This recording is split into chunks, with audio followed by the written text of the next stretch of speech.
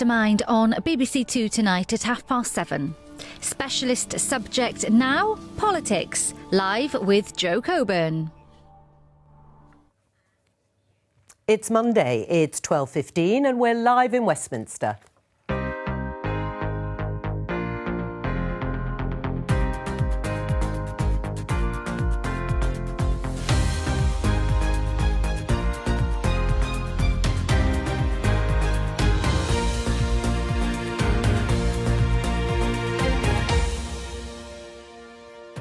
Joining me, former First Secretary of State Damian Green, Labour MP Nadia Whittome, former Downing Street advisor and diarist Alistair Campbell, former Special Advisor and Conservative councillor Anita Boateng. Today, vaccine nationalism or protectionism doesn't do anybody any good. In fact, we could be accused of vaccine internationalism. Will the EU block vaccine exports to the UK? Violent clashes during a protest against the police bill are condemned. We're just outraged as a city. It's not where we are, it's not who we are. And we'll stand together and make that statement. And later today, we'll find out if this still stands. As I made clear repeatedly, we will not be cutting our armed services in any form.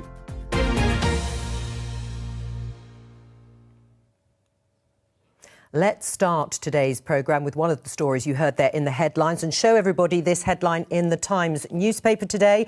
Don't start vaccine war, Britain tells EU leaders. This is ahead of a virtual EU summit on Thursday, talking about an export mechanism for individual countries in the EU. Now, according to Briefing Overnight, a senior EU official said they could prevent exports of the AstraZeneca vaccine being produced at a plant in the Netherlands going to the UK, even though the UK hasn't as yet requested any doses from there. So my question to start off, Damian, with you, is are we in a vaccine war with the European Union? No, I hope not. And it would be very irresponsible for the European Union to start a vaccine trade war. And I don't think the leaders of the EU are irresponsible. So I assume that at their meeting on Thursday, they'll come to a sensible conclusion, not least because the clue is in the title. It's a pandemic. It's all over the world. We are genuinely all in this together. And we know what happens with trade wars, which is that everyone suffers. So, as I say, it would be monumentally irresponsible for the EU to set up a trade war, and I don't think they will.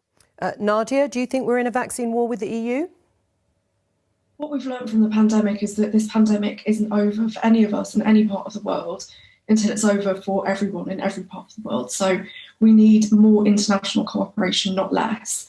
And I'm disappointed by the action that is being proposed by the EU, but we need to put pressure on the government not to retaliate that and to increase international cooperation, get around the table, and to keep reiterating that this vaccine is safe too. Right. Well, in terms of safety, one of the problems, Anita, is some of the scepticism in EU countries around the AstraZeneca vaccine itself. I think we can show our viewers the polling done by YouGov. Admittedly, it was done just before the European Medicines Agency had said that it was safe, AstraZeneca, but the figures are from yesterday. European confidence in AstraZeneca vaccine safety sinks after blood clot scare, and you can see they're pretty stark. Unsafe, 61% of people in France, 43% in Italy, and so it goes down. And that makes it very difficult in terms of encouraging people, Anita, to take the vaccine. Absolutely. And I really feel for the people of France. We've got 16 areas now gone back into lockdown. We've got the vaccine rollout itself suffering huge delays, the greater vaccine hesitancy anyway, and the huge mixed messages from Macron have really served to undermine the health efforts in France. And I think that that is part of why this entire discussion has become so incredibly knotty. And look, I have to agree with the other panelists that the EU is really at its lowest ebb when it comes to the vaccine rollout. The EU prides itself in being a rules-based free market organisation, and I don't see how it can square that ethos with the kind of rhetoric that we are seeing right now. And I do sincerely hope that they row back from this on Thursday. Alistair, do you agree with that? I don't think there will be a vaccine war. I think parts of our media love the idea of continuing the sort of Brexit debate through the idea of us against Europe the whole time. And just, remember, we the UK have exported no vaccines. The European Union has exported 40 million doses, 10 million of them to the UK.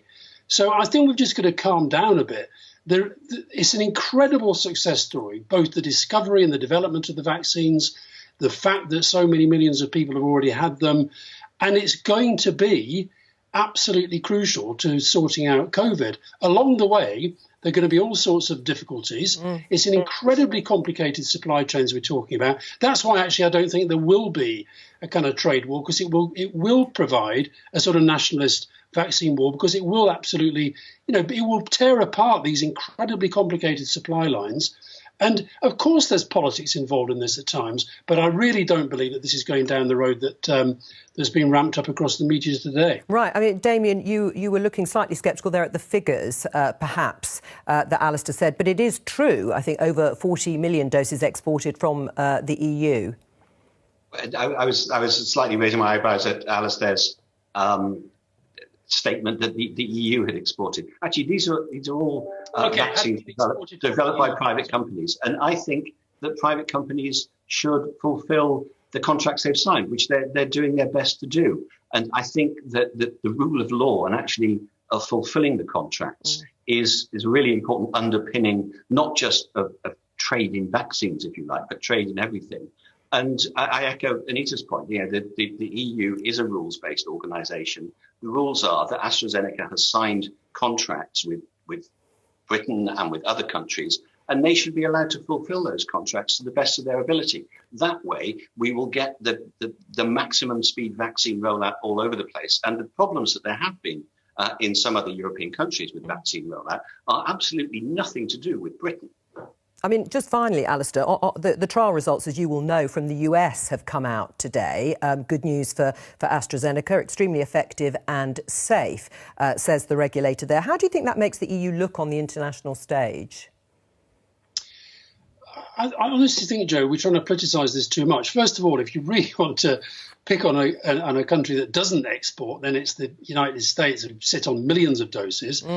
I think that the European Union, they are in the same boat as we are, and European Union countries, in that they want to get everybody vaccinated as quickly as possible.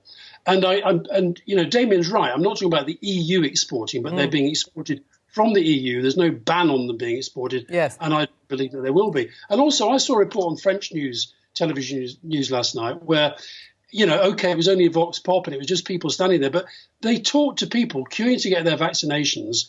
And there was none of this kind of, anti-vaxxer scepticism that we keep being told is rampant across the rest of the European Union. OK, we're going to leave it there because we're going to talk about the protests in Bristol overnight. We're going to start showing you the pictures at the start of the protest. You can see very peaceful. The police said about 3,000 or so people marching in protest against the police and crime bill being introduced by the government. You can see them gathering there. But it turned much more sinister and violent, with about 400 to 500 people involved in rioting, really. You can see them attacking or trying to attack police, setting police vehicles on fire, and a number of police have been injured. There have been 7 or so arrests. Nadia, you're a vocal critic of the bill, but there can't be any justification, can there, to those scenes that I've just shown our viewers? I was one of the people who attended the protests in London against police violence and against the policing bill. As you say, those protests in Bristol started off pretty uneventfully and they were very relaxed. And then something changed and we need an investigation into what happened.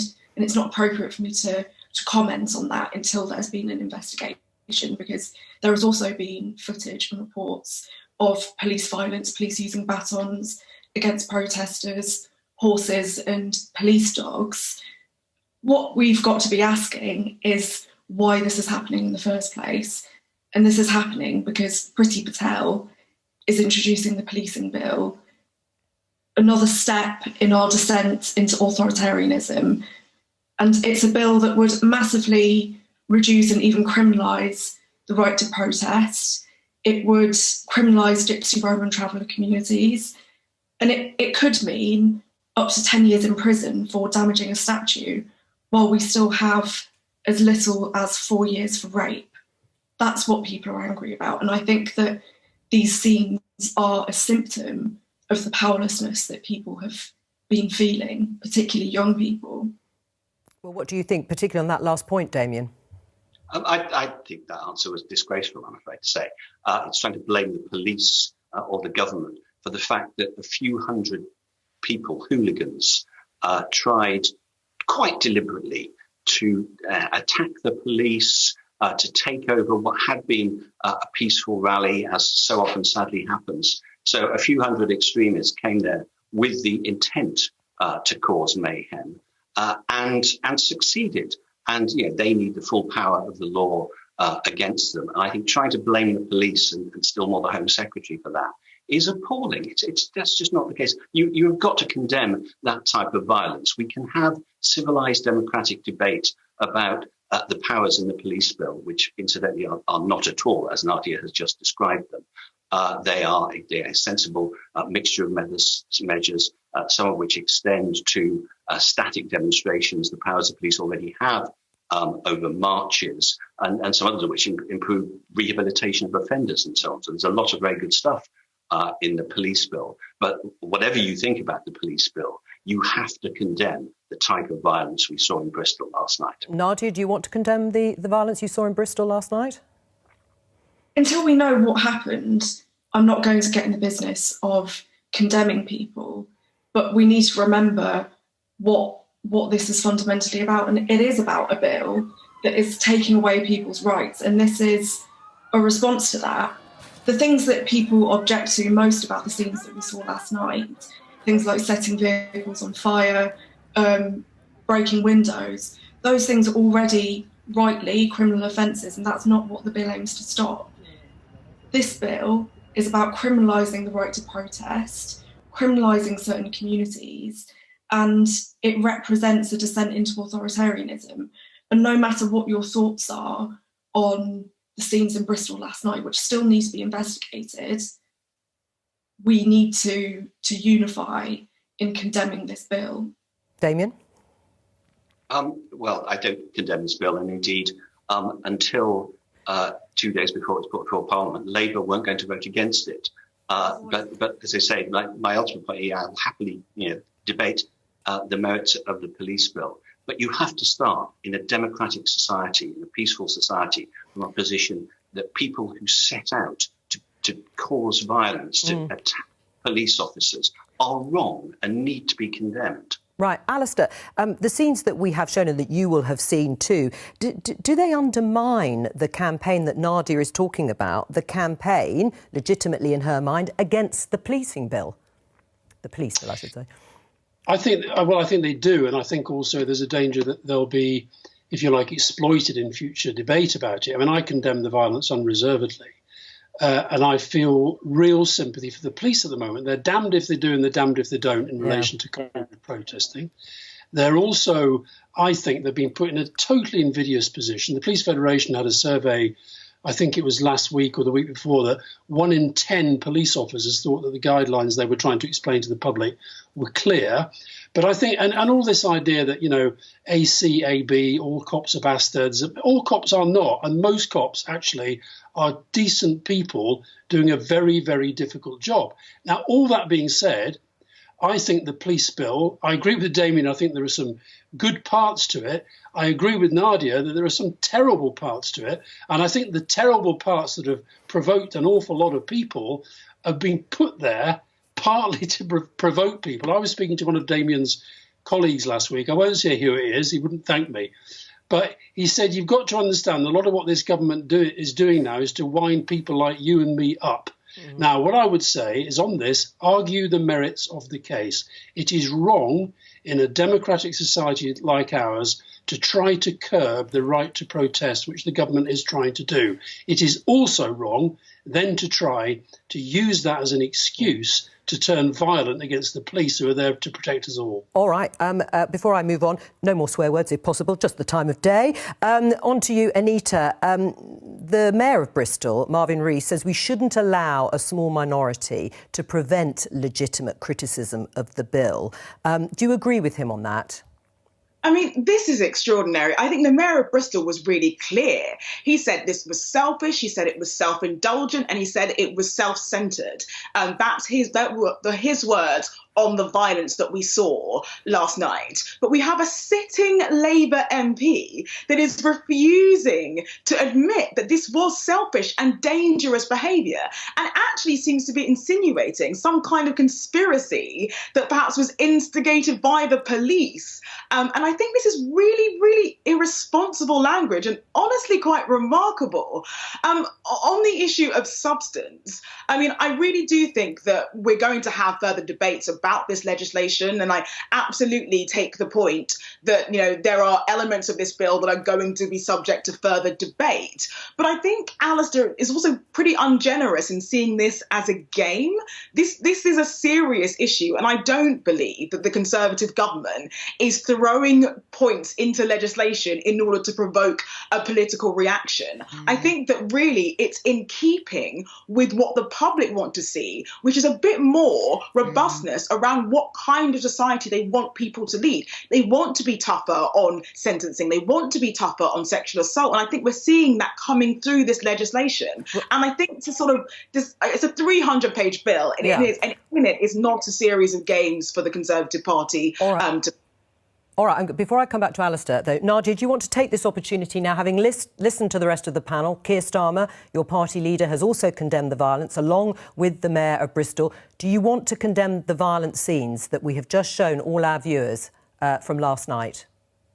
Of course, Jo, I don't want to see violence against anybody. So you condemn it? And I wish everybody who's been hurt in this a speedy recovery. I'm not going to, as I've already said, I'm not going to get into the business of condemning protesters until we know exactly what's happened. Right, but if you're condemning the violence, you do have to condemn some of those people that we can see quite clearly from the pictures were setting fire to police vans. Police officers have been injured and they were attacking the police. Responding, actually, to what Anita said as a Labour MP, do you want to just straightforwardly say that was wrong? I don't want to see violence being perpetrated against anybody, and I wish everybody who's been harmed a speedy recovery. But as I say, I'm not going to get into condemning protesters when we don't know what's happened yet. We need a full investigation into what's happened on the side of protesters, as is happening, but also on the side of the police. That's just the function of a democratic society. All right, well, people can obviously make their own judgments about what you've said. Alistair, do you want to respond to what Anita said in response to what you called games in terms of the Conservative government over this? Yeah, well, I was quoting a Conservative MP who told me that is partly what they were doing. And honestly, Anita, I know this is a really serious subject, and crime and policing is and it's a big bill. I get that. And there's a lot in it I think deserves support. But please, let's not pretend that the Conservative Party and the current Conservative Prime Minister don't spend a lot of their time thinking about how they try to set traps for their political opponents, because they do. So I don't think we should be so naive as to think there isn't a fair amount of politics in this bill as well. All right, Anita, do you want to respond? Well, thank you, Alistair. I do understand how the government tends to work, and I also do accept that this has put Labour in a difficult political position. But that's really due to their lack of coherence about what they object to in the bill and their own vision for law and order, which we haven't seen. In the instance of this bill, we have seen Labour attack it from the left and argue that actually they're not happy with, for instance, the laws around protesting, but also attack it from the right and say sentencing on some issues is not tough enough. And the lack of coherence for Labour's position has put them in this awkward position, not the Conservative Party. Can I just refer you to this tweet? This perhaps to you, Damien, from Peter Fahy, who's the former Chief Constable of Greater Manchester. It comes back to a point made by Alistair a bit earlier. I worry that police officers in Bristol were inhibited from using necessary force to stop protesters from attacking them because of the lack of support they saw the Met receive when trying to enforce the law last weekend. That was criticism about the way they policed the vigil for Sarah Everard. Do you accept there are mixed messages coming from politicians who are asking the police to enforce the law and then don't like it when they do sometimes. Well, there are different messages coming from different politicians, and clearly, we all saw the scenes at the vigil for Sarah Everard, and I think it's reasonable to conclude that some of the policing there wasn't at the highest standards that we want. But I mean, fundamentally, I think the vast majority of this country support the police rightly. They do a very difficult job. They put themselves in physical danger every time they go to work. And as you say, I think people can form their own view about politicians who won't condemn violent demonstrators who set out clearly, given what they had with them, to cause the maximum mayhem and damage and violence to police officers as well as to property. And if we can't all agree that that is behaviour to be condemned, then we are in a bad place. And the underlying point about the vigil was, of course, the very, very serious debate about the safety of our streets and the enforcement of the law on rape and things like that. So can I take the chance to challenge something Nadia slipped in, which was that the sentence for rape is now less than the sentence for damaging a statue. Simply factually not true.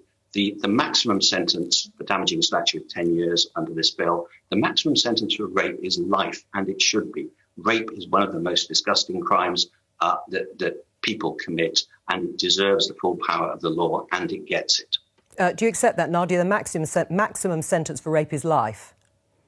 What I said is that this new bill could land someone up to 10 years in prison for damaging a statue, yet as little as 4 for rape. That's the minimum penalty. What I said is factually correct. Right. We just have to be clear about exactly what we're comparing. There are average sentences and there are maximum sentences too.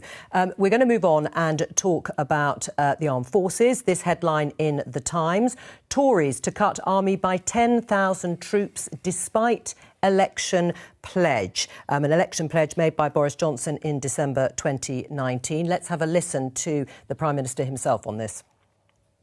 As I made clear repeatedly, we will not be cutting our armed services in any form. We will be maintaining the size of our armed services. And I'm delighted to see Secretary of State for Defence nodding fervently in the front row. And that's because we are increasing funding for our armed services. Right. Well, listening to that, Damien, is he about to break that manifesto pledge? Well, no. I mean, clearly what he's saying is that what we want is to increase spending and increasing effectiveness of the armed forces. I think one of the good things about this review is that it's an integrated review. It's actually bringing our defence posture in line better with our diplomatic posture, our trade policy and so on, so that we actually do have a coherent view of the rest of the world. Damien, most people listening to the Prime Minister will have assumed during the campaign he didn't intend then to cut the army by 10,000 troops, which is what's being reported. We will hear, obviously, for certain later on today from the Defence Secretary. Yeah, but what I'm most concerned about, and what I think people watching, and indeed people in the armed services will be most concerned about, is to be effective, is to make sure that we don't repeat some of the mistakes that have been made by this country in history, which is that we prepare ourselves to fight the last war. It's clear that future conflicts are going to involve a lot more science, a lot more artificial intelligence, a lot more use of troops in a way that is different from previous wars and previous types of warfare. There are different types of war going on now. And actually what the integrated review seeks to do is to do that and put our defence forces in the best position to fight the future wars rather than past wars. Well, do you agree with that, Alistair, or can it be effective with 10,000 fewer troops? I think it's hardly doubtful that it will be. I mean, obviously, the nature of warfare changes and the nature of military planning changes, but I really think that having damaged ourselves fundamentally in terms of soft power, if you like, through Brexit. I think this is damaging us in terms of hard power. And I think that you're hearing from some of our closest allies, including the United States, that I think they're genuinely worried that the British Army, which has got one of the best reputations in the world, you're going to be able to fit the entirety of it into Old Trafford Football Stadium. And I think, yes, you're going to have all this. You can have all this, wonderful technological advance, and I've seen some of the videos that the MOD are putting out showing what can be done. But I think that when you now think that the United States Special Forces will be bigger than our entire army, I don't think anybody, and I suspect Damien agrees with this deep down, I don't think anybody can think that that is a good step for Britain's defences. Right. Anita, what do you think? I mean, Lord Richards has said the proposed numbers wouldn't be enough to protect or take back the Falklands in the future. Yes, and when I saw the announcement about the increase or removal of the cap on nuclear warheads, I was like, this is a curious announcement. I can't see what the kind of concrete plans are. And now I think in the context of possible reductions to the army, it makes a sense politically. Like, this is the government having to possibly smooth the path for some reductions, which will be challenging politically, perhaps on the backbenches. But really, I think so that's a political problem. But in terms of practicalities, it does seem as though funding isn't the central issue. And so there is some logic to having a more future-facing plan for defence that deals with the realities of modern warfare, which is essentially expansions of the internet, proliferation of technology, autonomous systems, all of that. And that does feel like it fits quite well with the broader strategy the government outlined from last week, which is very much looking to future threats. Nadia, how do you see it? I think in part the integrated review is fuelled by technological development. I think it's mostly driven by spending cuts. And what I think we need to focus on when you say spending cuts, where are you talking about spending cuts? Because the government certainly claims it's spending a significant amount of money in terms of defence.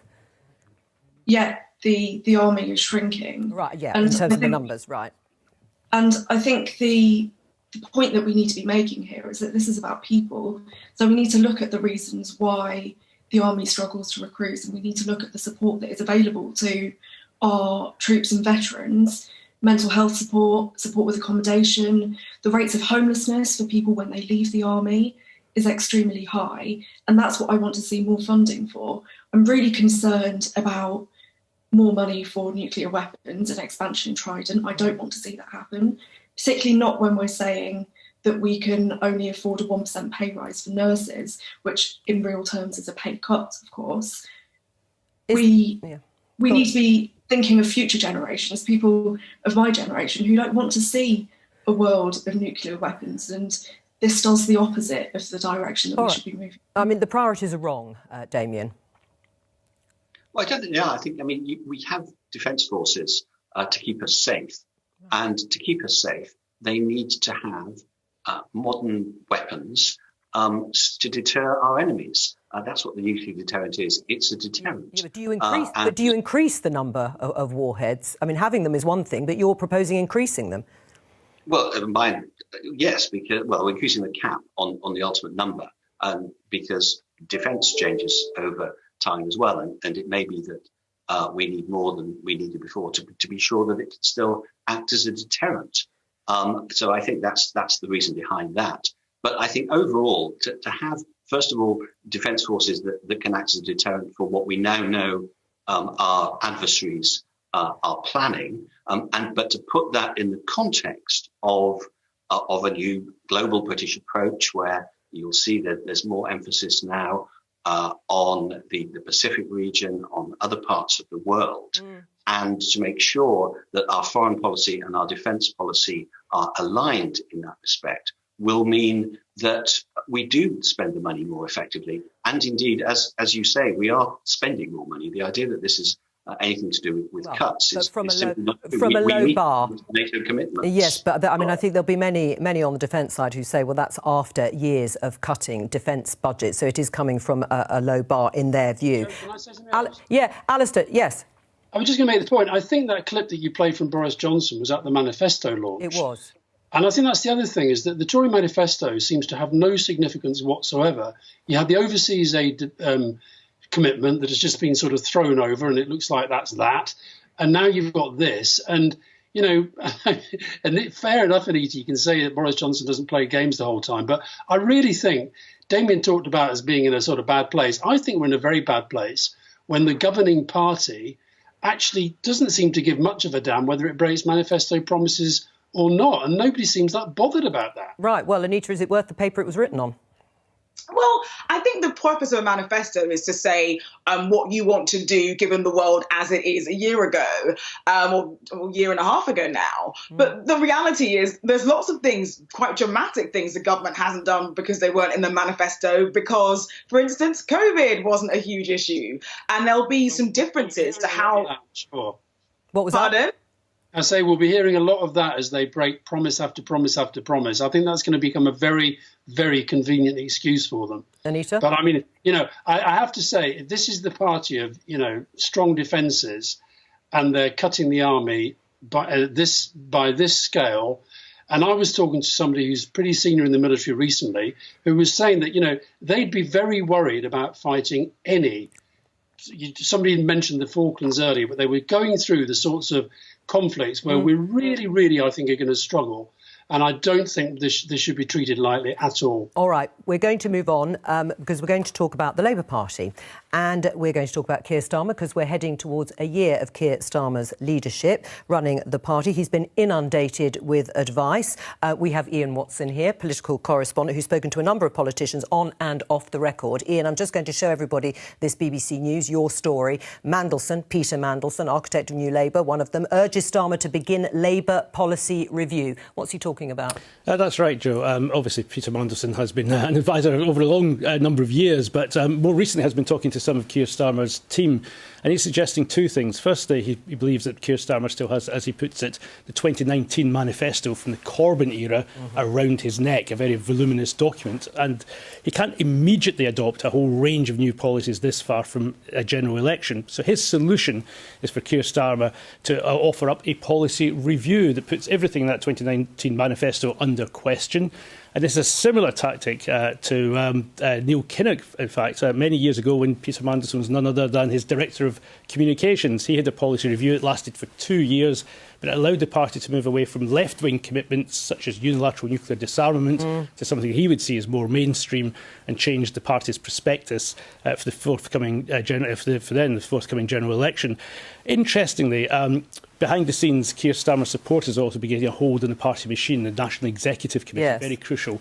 And one of the newly elected members of that, Luke Akehurst, who is in the self-styled moderate group, Labour First, but he says that Keir Starmer should move further away from Keir Starmer's own pledges during the leadership campaign. These 10 pledges, including a widespread commitment to nationalisation. He said now they have to focus in the future and stop tickling the chin of Labour Party activists. But if he does that, then he's also likely to perhaps increase this breach with the left, which has been going on really since the suspension of Jeremy Corbyn, if not before.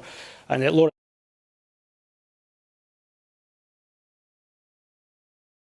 now involved in a project talking to Labour activists around the country, and she said that A, they're demoralised already, but B, it wasn't the policies which lost the election, it was Brexit, and if he moves away from that, he'll be also moving away from his own grassroots. Right, now much of that, of course, was everybody you'd spoken to on the record. What about off the record? Off the record, I suppose, is slightly more interesting, actually, in some ways. It usually is, isn't it? Which is why I'm on here talking about it, and they're not, sure. But I was talking to people who'd supported Keir Starmer during the leadership election, and these basically fall into two groups. Yes. Those who are on the left of the party, but basically wanted Corbyn with competence.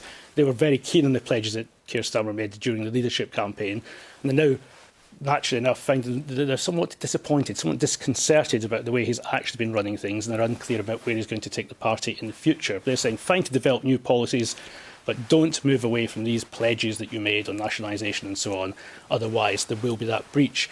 But there are others who are still supportive of him, but are frankly just disappointed. They are concerned that emerging from the pandemic, which he himself admits has protected him from day-to-day politics, that he isn't necessarily thinking big enough to try and capture the public's imagination. If you remember that speech ahead of the budget, the fork in the road speech, where he's setting out a different path from the government, it culminated in one policy, which was a national recovery bond. And they're saying, look, you might not need to have loads of policies at the moment. You need to have exciting policies that resonate with people and they're memorable, not a whole range of small-scale initiatives. Ian, thank you very much. Nadia, you were elected on that 2019 manifesto. Do you agree with Peter Mandelson that that should be reviewed in its entirety? I think Lord Mandelson is right in that we need to be talking more about policy, but I think he's wrong in saying that we need to scrap the 2019 manifesto. That manifesto contained very popular policies that would have created fundamental change to the lives of millions of people.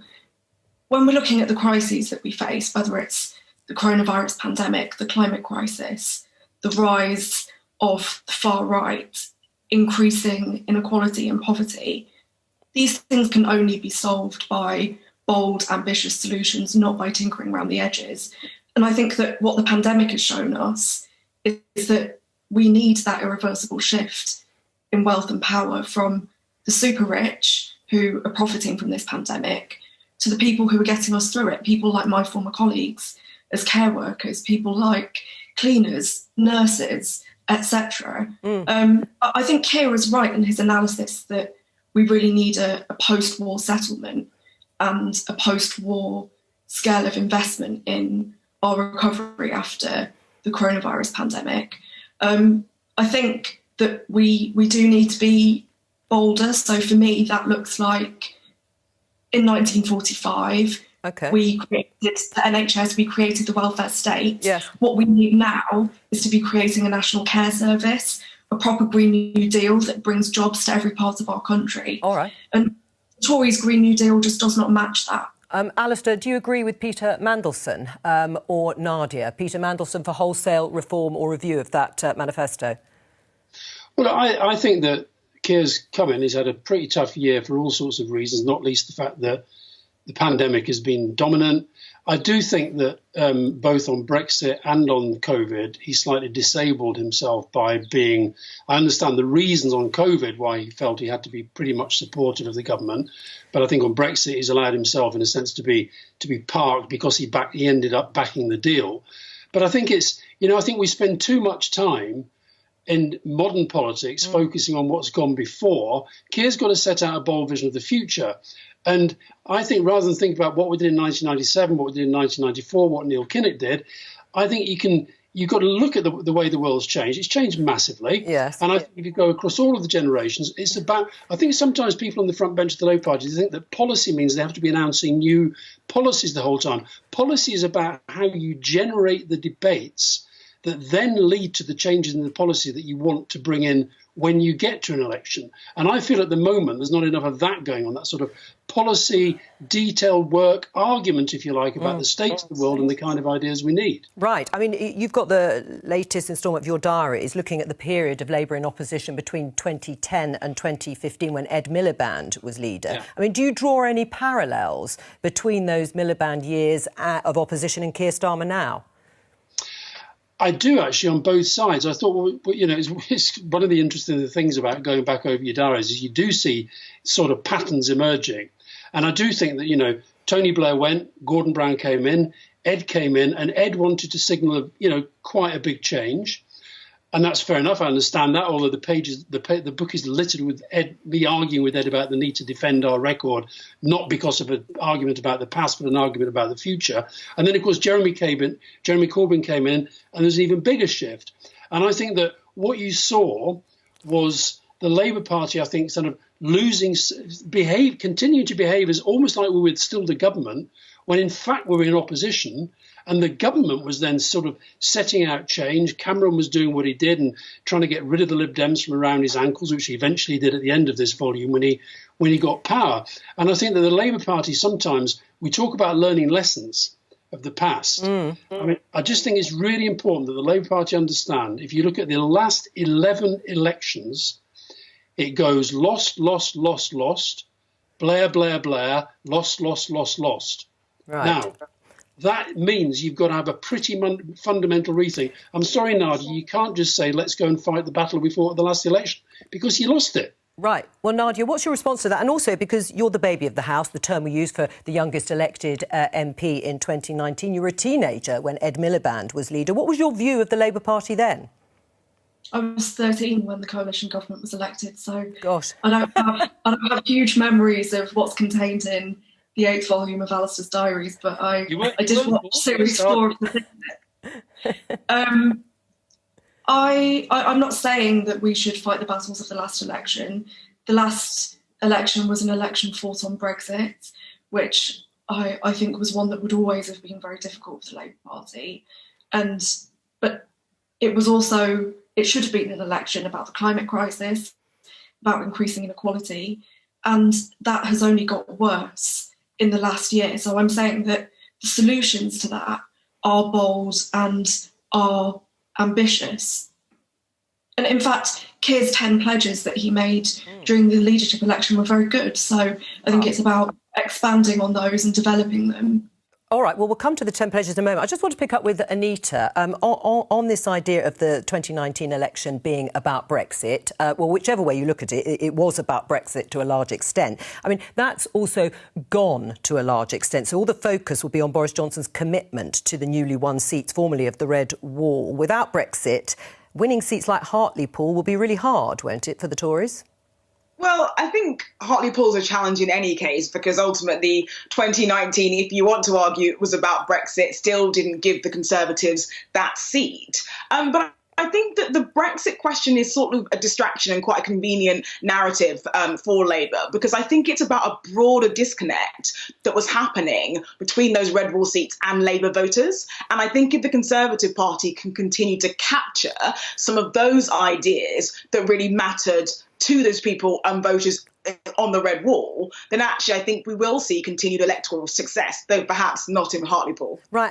There was something rather striking, Alistair, again, that was written about, where you revealed that Alex Salmond, former First Minister, called you to say that if Yes had won in 2014, would you like to come and work on the transition team on nation building?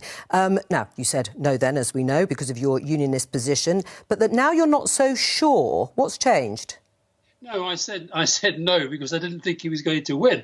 Look, I think if Scotland did become independent, I would want Scotland to be a very successful country. But I don't think that's going to happen. But the point that, and actually it was at a meeting we had where he said that if he won independence, if he won the campaign for independence, he would want to build a very broad-based team to try to, devise the transition from UK to an independent Scotland. So that was it. It never came to anything for a very obvious reason. Right. But when I said your position had changed, what I meant was your view towards being a staunch unionist and independence of Scotland. Has that changed?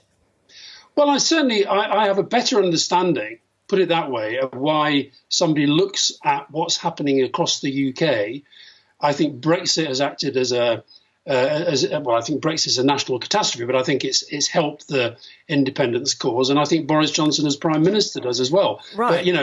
But if there was a referendum tomorrow, I suspect I would still want the UK to stay as it is. Yeah. But I'm much more understanding of why people feel as strongly as they do. Well, Damien, listening to that, what does that make you think? It makes me think that Alistair's changing his mind in the wrong way. But I mean, But does it worry you? Well, Alistair can sort of, choose. He's a I know he can do what he likes, but I mean, what do you mean? Well, no, because I think. But is it representative of other people? I mean, changing their mind or considering? No, I have not met anyone, certainly on my side of the political fence, who's saying that. I think it's a sign of the despair in the Labour ranks, and I think this whole discussion about policy that Peter Mandelson has set up misses the point that in opposition, it's not about individual policies, it's about values. And what the Labour Party has to do, it's not a Keir Starmer problem, it's a Labour Party problem. As long as Labour espouses values, as it clearly did in 2019, that most people, particularly all those voters in the red wall seat, don't espouse. Those people are patriotic. They're pro the police. They want Britain to be strong. As long as Labour doesn't have those values or would share those values, then it's not going to win elections. Right, I think we can rightly presume that Nadia and Alistair will disagree with that, but we haven't got time, I'm afraid, to go back to you. That's all we've got time for, but thank you to all of my guests for today, and I will be back at the same time tomorrow.